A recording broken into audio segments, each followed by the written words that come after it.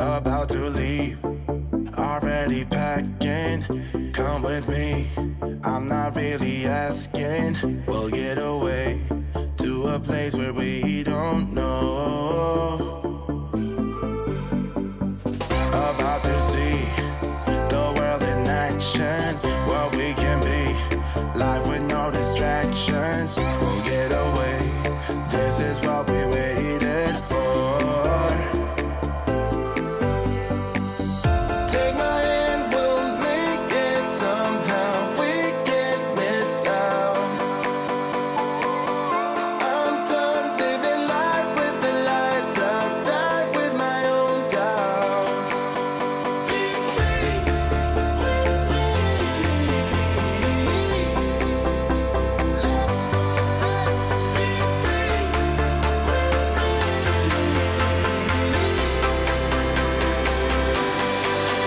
Be free.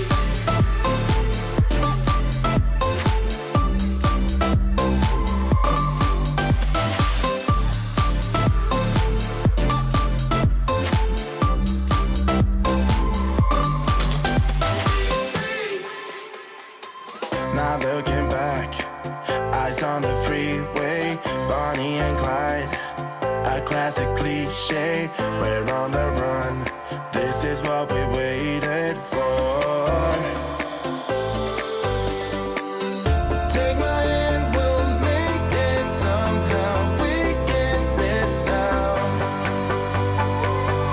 I'm done living life with the lights out. Die with my own doubts. Be free.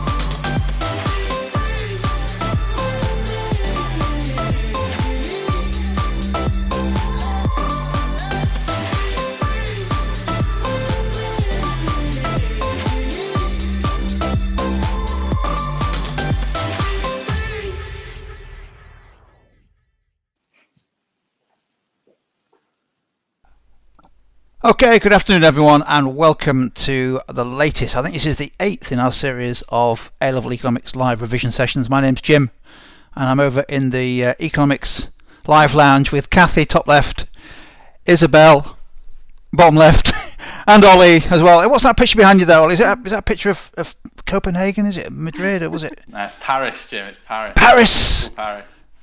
Should have known. Welcome, how are you doing, Tim? You okay? Yeah, we're good. Yeah, We're really excited. Yeah.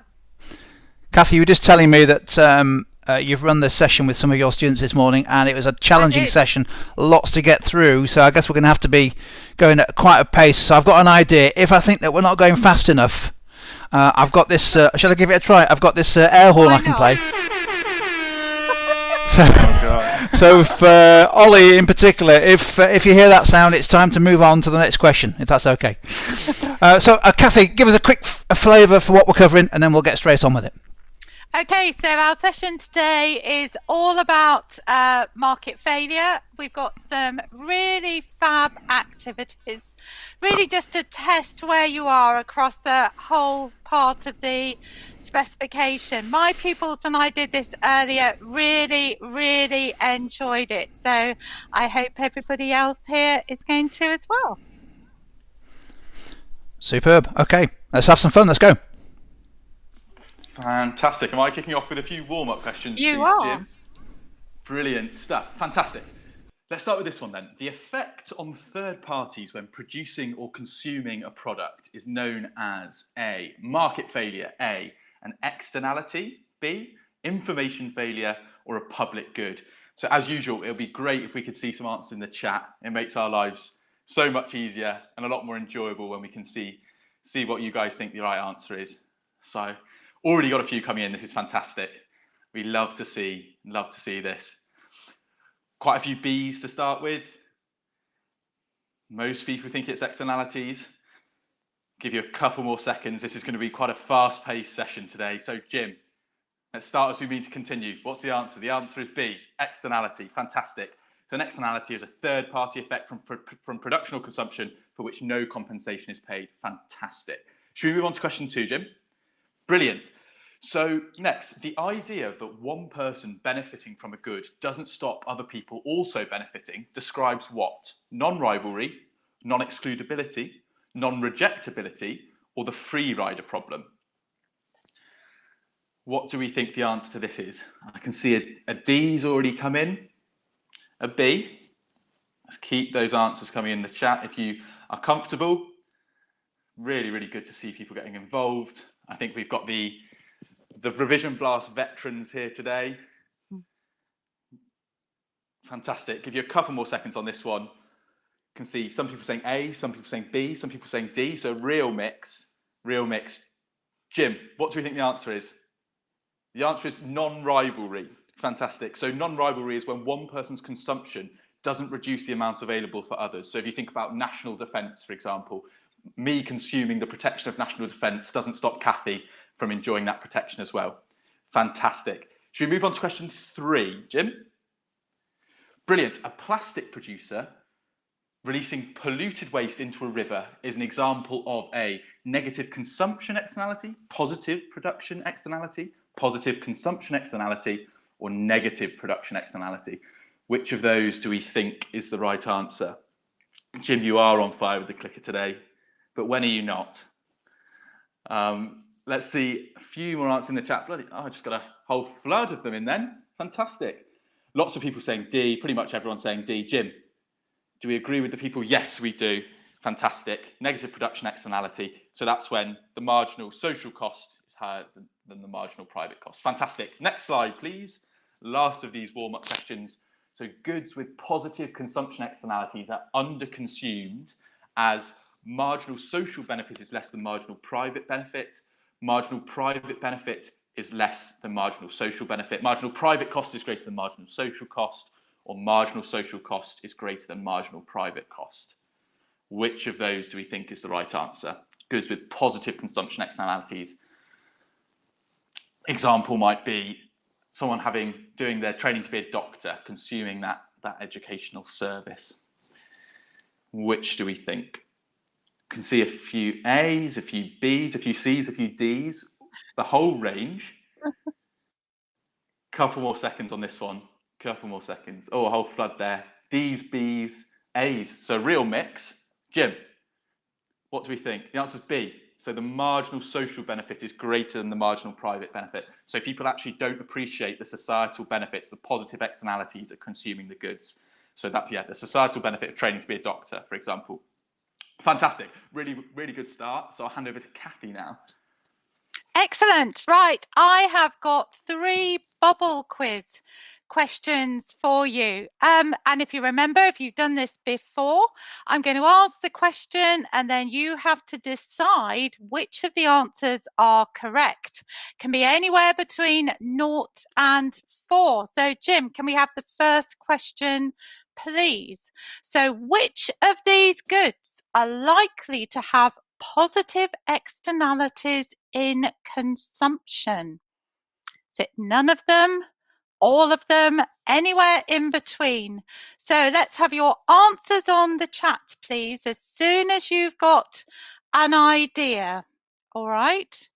Try and tell me as well which one it is. I've got some of you saying 3 of them are correct. Be really good to know which 3 you think it is. Can see Jeff, we've got Jeff on the chat with the incorrect answer. Right, just give you a couple more seconds coming up. Okay, Jim, would you share the answer with us? Okay, so here we are. We've got education, vaccines and museums. So vaccines, very topical, of course. all associated with positive externalities in consumption. Alcohols associated with consumption externalities, but these would be negative ones, of course. Jim, can we have the second of the bubble quiz questions? Now, my students found this one quite challenging, so let's see how you get on. Which of these are examples of pure public goods? National defence, lighthouses, roads, and TV. So again, answers on the chat, please. And if you can tell me by letter, that would be fab. So we've got lots coming in, lots of disagreement, actually. So some A's and B's, A's, B's and C's. A's and C's. Let's just give you a couple more seconds on this one.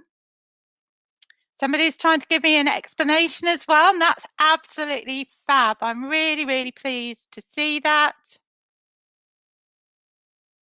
Okay, Jim, would you share the answers with us? Perfect. So A and B are really good examples, actually, of pure public goods. C and D are quasi-public goods. So that means they share some of the characteristics of a public good, or they do so some of the time.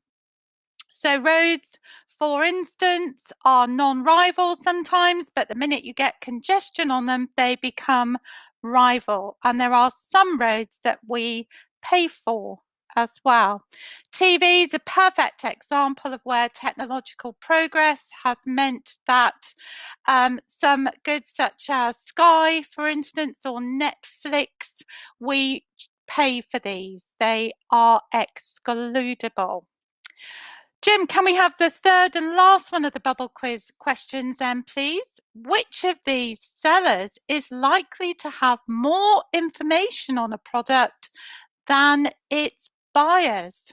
So answers on the chat then, please, which letters you think are correct here?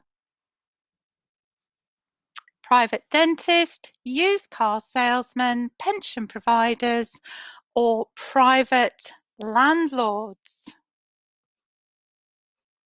Got some answers coming in. Someone saying A and C. A number of people saying all of them. That's a really quick way, isn't it? Rather than putting all the letters down. Lots of people thinking all, in fact. Let's just give you a little bit longer.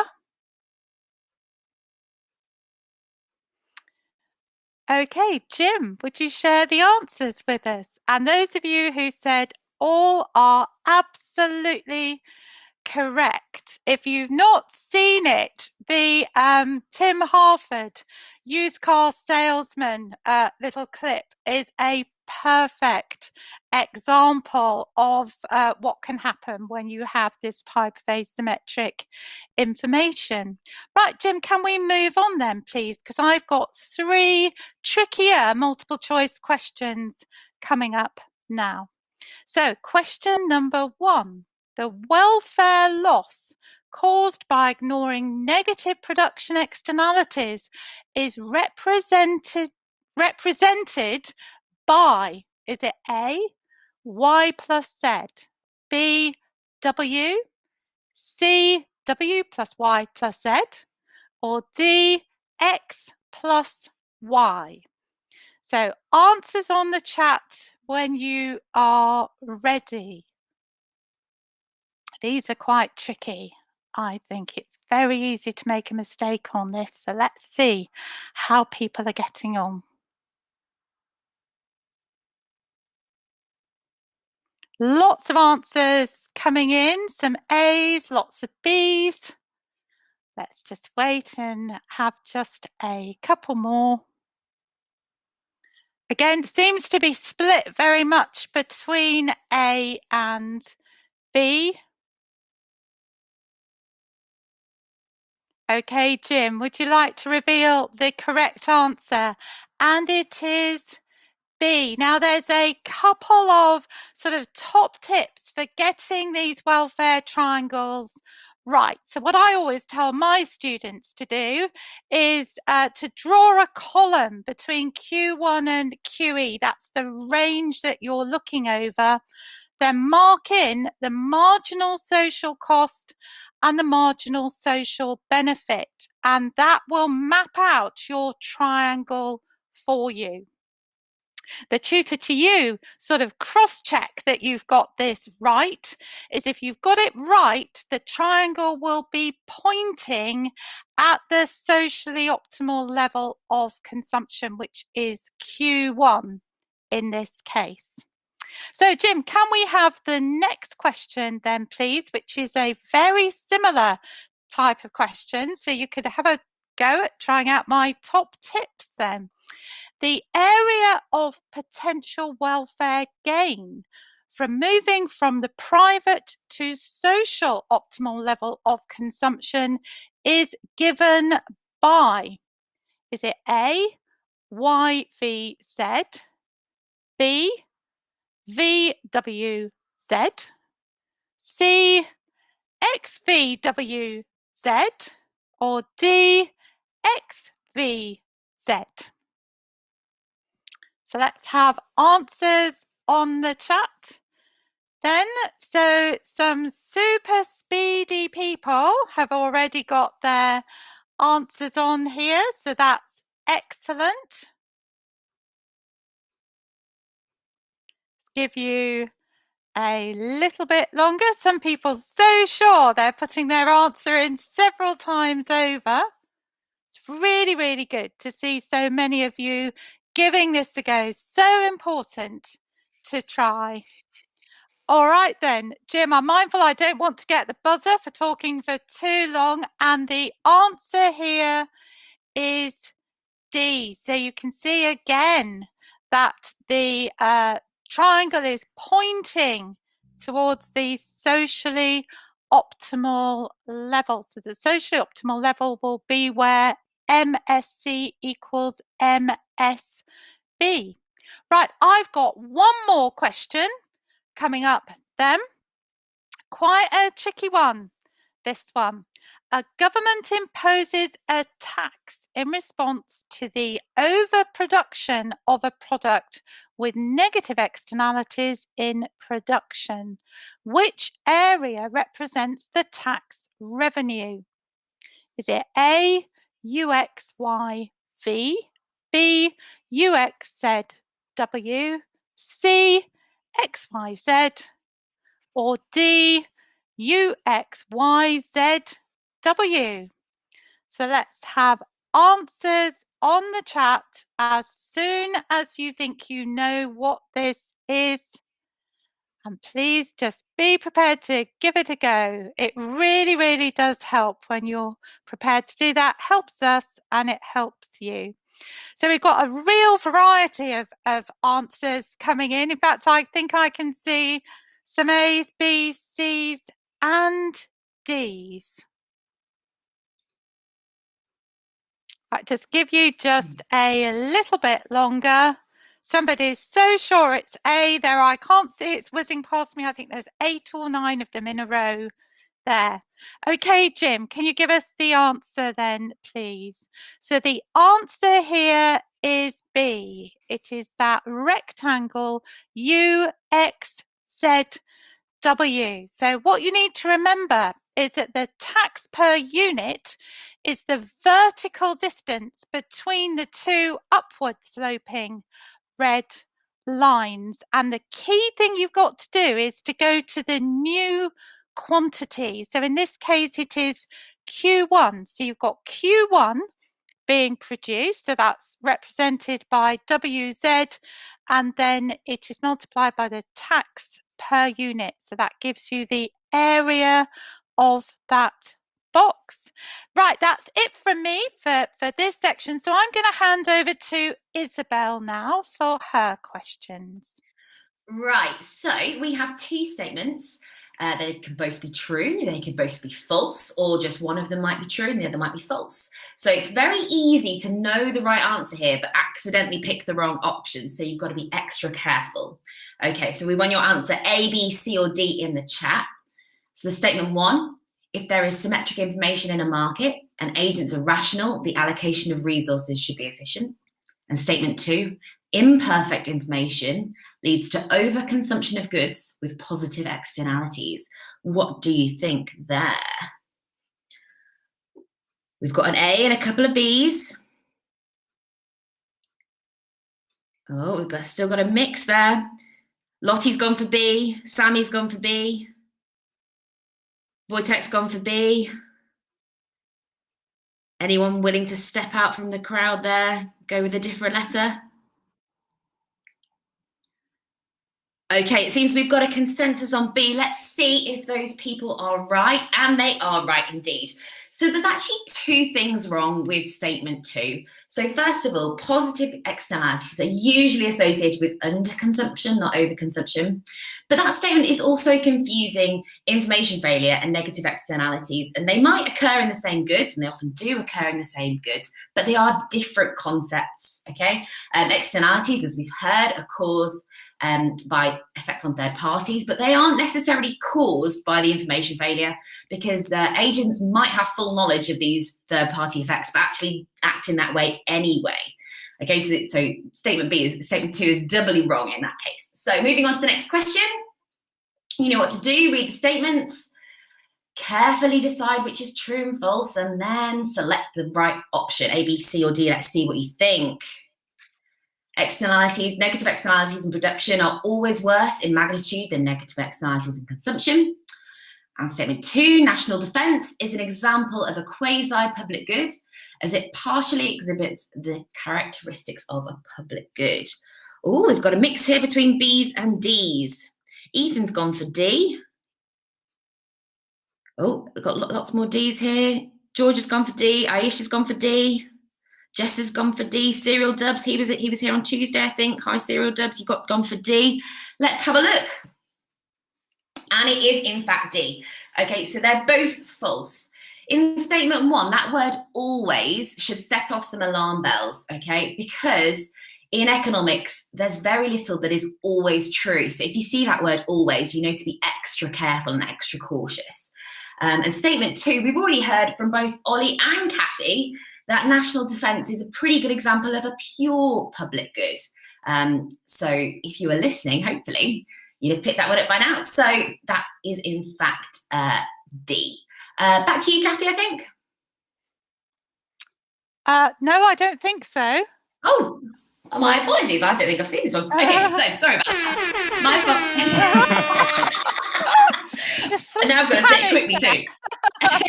So a monopoly that restricts output and increases prices can cause market failure, and public goods are underprovided by the free market due to the free rider problem. Hopefully you guys will be more right than me this time. Oh, nice explanation, Solomon. You'll do me out of a job, especially if I keep getting things wrong. He's given us a nice explanation there of why the other statement was false. Okay, we've got some A's coming through. Anyone want to defect from the norm and suggest something different? Go on, be brave. If you think it's different, tell us so.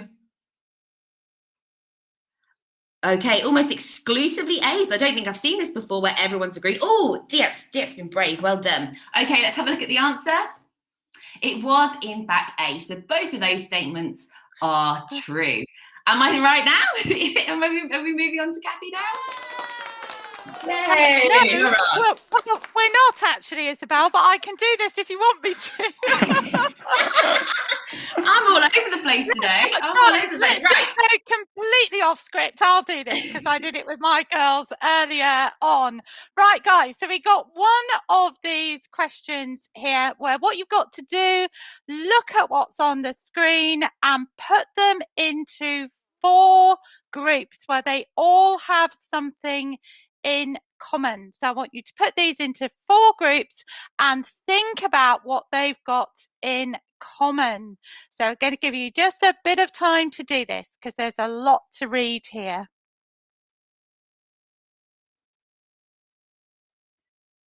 So it's going to be difficult for you to get this on the chat, but if you want to add any of your ideas, then do, or just add some of your groups of 4.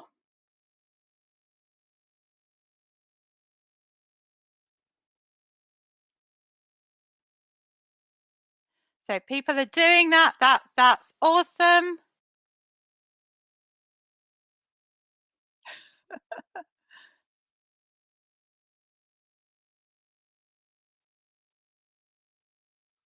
Excellent. Jack saying this is great entertainment. It might be entertaining where you're sitting. I'll be signing on in the morning. It just shows what a great team we are, that we can chop and change like this. Right, let me just give you a little bit longer, because I know when I did this with my students, it took them a bit of time just to get this sorted out.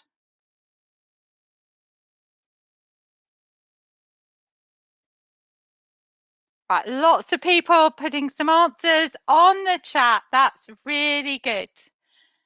What would help me as well, guys, if you are done, if you've sorted everything into categories, just put done on the chat for me as well. Then I can get the timing right on when we're going to move on.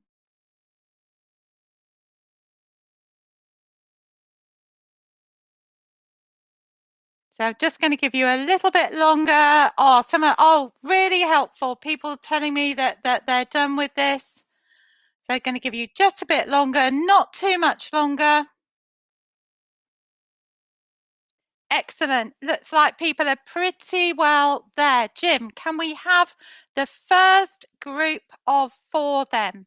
Right, so in the yellow, we've got examples of asymmetric information. So our mechanic and car owner, antiques dealer and customer, insurance company and the consumer, and doctor patient. Of course, really, really good examples for you to remember and take away. Jim, can we have the next set, please? Right, in green then. These are examples of government interventions to address market failure. So specific tax, subsidies, and ad valorem tax or state provision. So state provision is something we might see if we've got public goods, for example. Jim, can we have the next group? There we go. In blue then, these are all examples of negative externalities in production. So industrial waste, air pollution, methane emissions, and noise pollution. Now, something you might want to think about, this was a debate I had with my students earlier on, is if noise pollution is always associated with production externalities. And so the final 4, Jim, if we could have those, please. So this is now in pink. So these are goods and services associated with positive consumption externalities. So public museums, first aid training, gym membership, and bee-friendly plants. So hopefully you did well on this task. I really like this one. You've really got to know stuff well. Now, I think this next bit's me, but I'm just going to consult the team before I plough on. Isabel? I think you're right. I think this is you. Excellent. All right, then. So I have got 3 true or false questions coming up then. So the first one, is it possible for new technologies to change a good that used to have the characteristics of a public good into a private good? So this will be another test of how well you were listening earlier, because I said something about this. Answers on the chat, please. And I can see that we've got lots coming in already. Lots of people saying true. In fact, I can't see anyone saying anything else, in fact. So super quickly. Get your answer on the chat if you want it to be there. Everybody is saying true. Jim, are they right? Yes, of course they are. And the example I gave was one of TV, if you remember. Jim, can we have the next one, please? Okay, second, true or false. When economic agents take a short-term approach to decision-making, this often results in overconsumption of goods with positive externalities of consumption. Is this true or false? Let's have those answers on the chat, please. Okay, lots of people saying false. Just give you a little bit longer.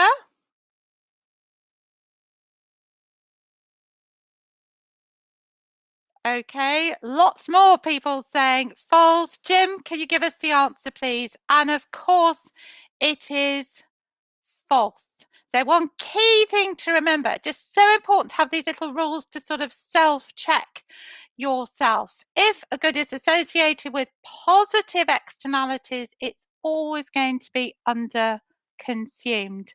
Right, my last question, or hopefully my last question, who knows? True or false? The existence of free riders leads to the failure of the price mechanism. Quite a tricky one here, I think. Is this true or false? Let's have your answers on the chat.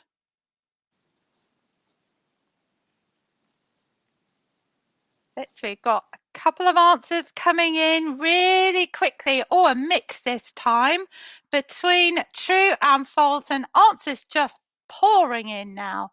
Lottie thinks it's false. Jim's got bored with waiting, and he's done the answer already. And of course, this one is true. Now, I think I'm handing over to Isabel now. Right. Forget market failure. This was on teacher failure now, isn't it? I apologize. Right. Okay. So when the market fails, sometimes the government steps in and provides the good or the services. We've got 6 of those goods and services on your screen, and your job is to rank them according to annual spending from highest to lowest. So we want you to type them in the order that you think they come, highest to lowest. Off you go. You can just put the numbers if you don't want to. If you don't want to write the whole words. Yes, we're talking UK. We're talking UK.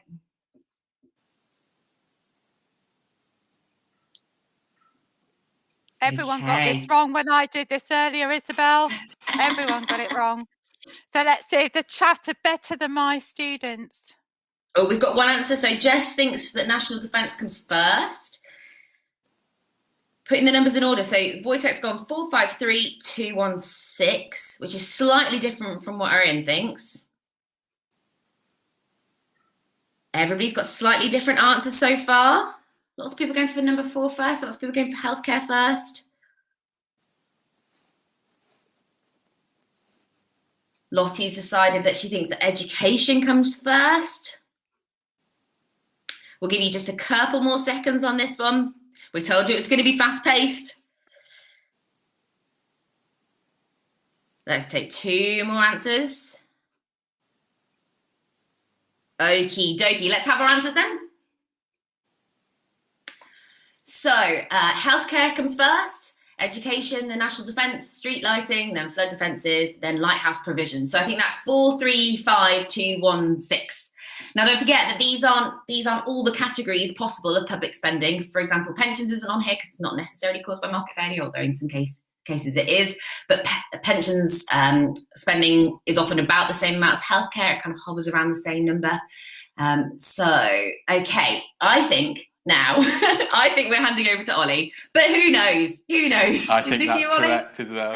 It is, yes. Sorry. No, it's fine. Fantastic. Right, let's do some red herrings. So, Jim, can we go on to the first one, please? Very good. So here are 4 options, but there's one that's an odd one out. So in the chat, it'd be fantastic if you could say which one you think is the odd one out, and then even better if you can say why it's the odd one out. We'll often say what the other 3 are. the relationship between the other three, and there'll be one that doesn't quite fit into that. Fantastic. So is it the free rider problem, ignoring externalities, the price mechanism failing to allocate resources efficiently, or government intervention? Oh, can see some answers already. Got a few Ds, a few people explaining as well, which is fantastic. Give you a few more seconds on this one. We'll rattle through these red herrings because you're all nice and warmed up now. We need to remember multiple choice questions in exams. We need to make sure we're nice and efficient with our time. Have a good technique so we can get onto those essays. Fantastic. Jim, what's the answer? Government intervention. Fantastic. So government intervention is a response to market failure. Yeah, there's a causes of market failure. And notice I didn't say government intervention was a solution to market failure, because it's not always a solution. Sometimes it doesn't work. Sometimes government failure occurs. Fantastic. Jim, the next red herring, which of these 4 items is the odd one out? Is it a choice to consume? Is it excludable? Is it rivalrous? Or is it non-diminishable? Which of those do we think doesn't quite fit the pattern of the other 3? This is a slightly tricky one. We'll see how many people get it. Suleiman thinks A. Rebecca thinks A. Anyone else got any thoughts on this one? Nicholas thinks B. Lottie thinks A. Mostly A is coming through. 1 D there. Give you 3 more seconds on this one. Get your answers in the chat. Jim, what do we think? So the answer is D.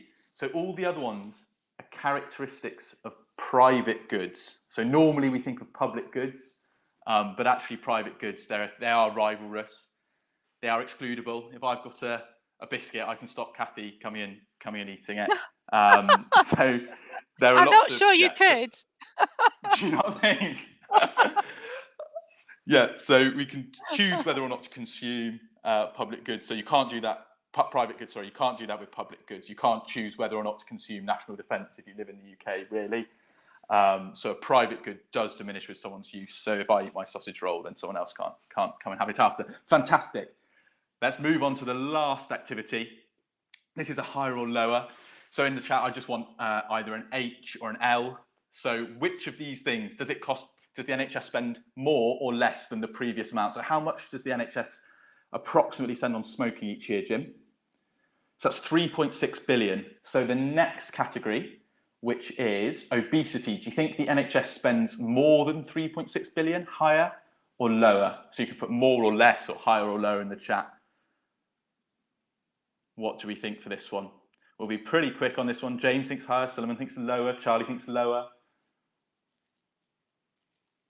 Nicholas thinks higher. Fantastic. 2 more seconds. Brilliant. Lots of highers, a few lowers though. Jim, what's the answer? Higher, so it's 6.1 billion. So 63% of adults in England are overweight or obese. And it actually costs wider society, so not just the NHS, £27 billion a year. And the cost of obesity to society is growing all the time. Fantastic. What's the next category, Jim? Alcohol. Do we think alcohol costs the NHS more or less than £6.1 billion, the amount that the NHS spends on obesity-related activities? A few people saying higher. Some people saying lower as well. Okay, so we've got a good mix here. Jim, what do we think? 3.5 billion, so actually lower. Very good, people that said lower. And the last one, the last category is drug misuse. So how much do we think that costs the NHS? Let's see if anyone can have a guess and the actual amount as well. We'll see if anyone can get close to it. Some people saying lower, some people saying higher. Again, all of these have split opinion actually. What do we think? Anyone going to hazard a guess at the amount? Nicholas thinks 3.1 billion. Alicia, 1.6 billion. So you've both gone lower. 2.7, Joseph. Diep thinks maybe 8 billion. James, Omran, 0.4 billion. I think that's the closest I've seen so far. Jim, what is the actual answer? I think it's 0.5. Yes, so well done, James. You're very close. Fantastic. So that brings us to the end of this revision blast, which has been a fantastic session. Thank you all for coming. Thank you for watching. I've got some. That was fun. It was fantastic, wasn't it? Yeah, the guys on the chat did so well. So well. Exactly. And we've well, you say that, Ollie and Kathy. You say that, but actually, YouTube now has an algorithm that checks whether the economic students attending enjoyed it. Let's just find out from YouTube. Okay. Yeah, right.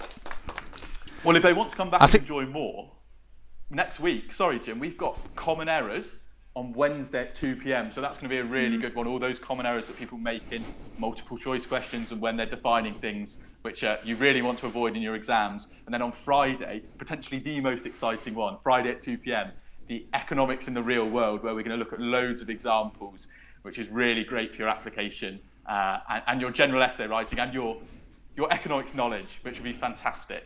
So we look forward to seeing you there for both of those.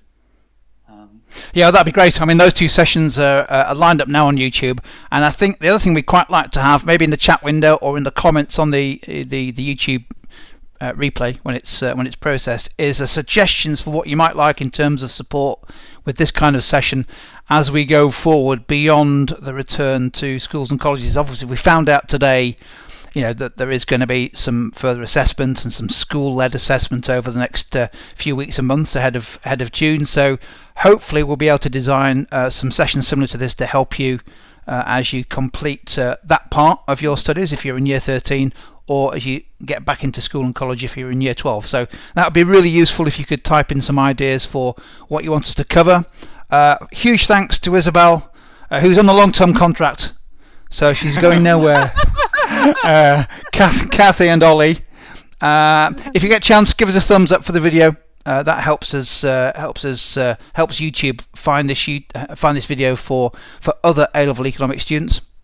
And as Ollie mentioned earlier, don't forget to click the bell icon, subscribe to the channel. That way you'll get an alert as soon as we add on the new sessions beyond next week's two sessions. Should be fun next week. Yeah, I'm looking forward to that. Yeah, definitely. Oh yes. If I'm still here. Well, look, yeah, you'll be here as well. Well, I'll make sure you're here. Brilliant. Well done, everyone. Thanks very much to Kathy, Isabel, and Ollie for a fantastic, very fast-paced, challenging session. That was good. And look, have a great weekend. Thanks for tuning in this week. Cheers. Bye. Bye. Bye.